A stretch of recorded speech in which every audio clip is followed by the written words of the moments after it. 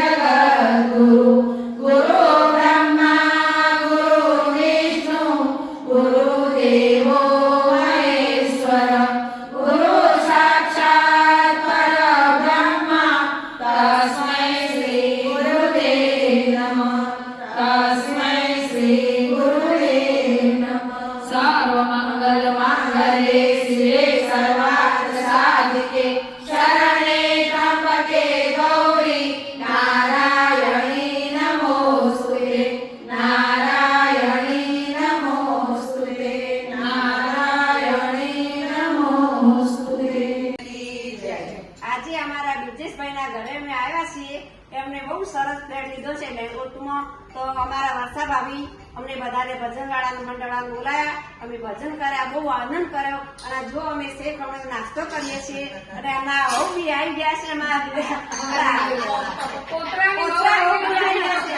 અમારા વર્ષા ભાભી તો એટલા જલ્દી જલ્દી દાદી સાસુ બની ગયા છે.